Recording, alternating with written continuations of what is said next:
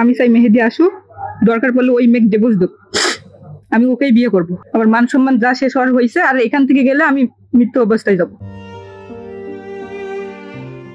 9 বছরের প্রেম, অসংখ্য প্রতিশ্রুতি, স্বপ্ন আর বিশ্বাস, সবকিছুর শেষ হলো প্রতারণায়। ভালোবাসার মানুষটি অন্য কারো হয়ে গেছে, আর সেই হারানো ভালোবাসা ফিরে পাওয়ার আশায় অনশনে বসেছেন রাদিয়া সিদ্দিকা। 2016 সালে স্কুল জীবনে শুরু হয়েছিল রাদিয়া এবং মেহেদির প্রেম। লালমনিরহাটের হারাটি ইউনিয়নের ফাতাংটারি গ্রামের রাদিয়া আর পাশের গ্রামের মেহেদি। সময় গড়িয়েছে, সম্পর্কের গভীরতাও বেড়েছে।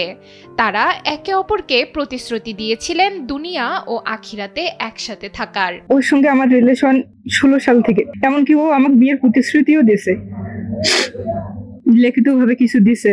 তারপর যাই হোক, ও বললো যে অনার্সটা কমপ্লিট করি, তারপর বাসায় জানিয়ে আমরা এটার একটা ভিজিট করব। ও ওর মার সঙ্গে আমাকে দেখা করাইছে। ওর মা বাবা ব্ল্যাকমেল করে ও বিষ খাবে, এইরকম করে ব্ল্যাকমেল করে অন্য জায়গায় বিয়ে দিছে। 2022 সালে করেছিলেন লিখিত চুক্তিও, যেখানে সাক্ষী হিসেবে উল্লেখ ছিল মহান আল্লাহ তাআলার নাম। চুক্তিতে লেখা ছিল, নেক মোহরানা স্বরূপ আমি নেককার জীবনসঙ্গী হিসেবে দুনিয়া ও আখিরাতে তোমার পাশে থাকতে চাই। এই বাক্যই ছিল তাদের ভালোবাসার অঙ্গীকার, যা আজ রাদিয়ার চোখের জলের প্রতীক হয়ে আছে। কিন্তু সেই প্রতিশ্রুতি ভেঙে যায় যখন মেহেদির পরিবার সম্পর্কের কথা জেনে বাধা দেয়। পারিবারিক চাপে মেহেদিকে তড়িঘড়ি করে অন্য জেলায় বিয়ে দেওয়া হয়। খবর শুনে ভেঙে পড়েন রাদিয়া, তবুও হাল ছাড়েননি। বিয়ের দাবিতে অবস্থান নিয়েছেন মেহেদির বাড়িতে। টানা 48 ঘন্টা অনশনে থেকেও পাননি কোনো সাড়া।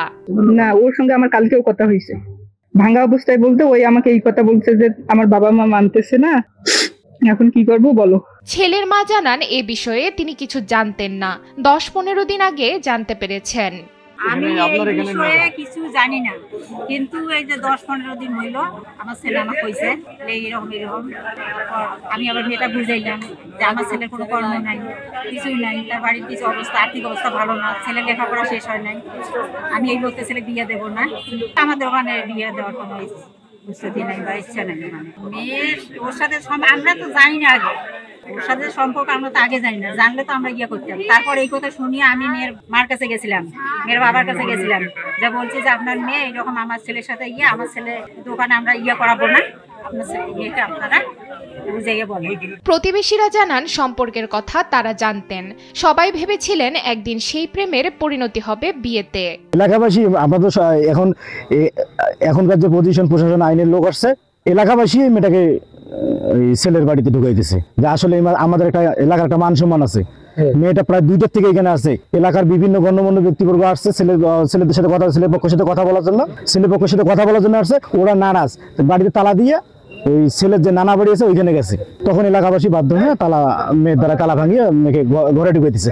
তুমি আমরা তো সবাই জানি, এলাকার প্রায় 99% লোক জানে ওই ছেলের সাথে প্রায় 10 বছর সম্পর্ক মেয়ের। এখন মেয়ের দাবি আমি এইখানে সংসার করবো, প্রয়োজনে আমি সতীনের ভাত খাবো। 9 বছরের ভালোবাসার সেই গল্পের শেষে রয়ে গেছে এক নারীর নীরব কান্না, এক অসমাপ্ত চুক্তি আর এক বিশ্বাস, যে বিশ্বাসে তিনি এখনো মনে করেন আল্লাহ সাক্ষী থাকা প্রতিশ্রুতি কোনোদিন বৃথা যায় না। লালমনিরহাট থেকে তন্ময় আহমেদ নয়নের পাঠানো তথ্যচিত্রে ডেস্ক রিপোর্ট, নুসরাত তালবিয়া।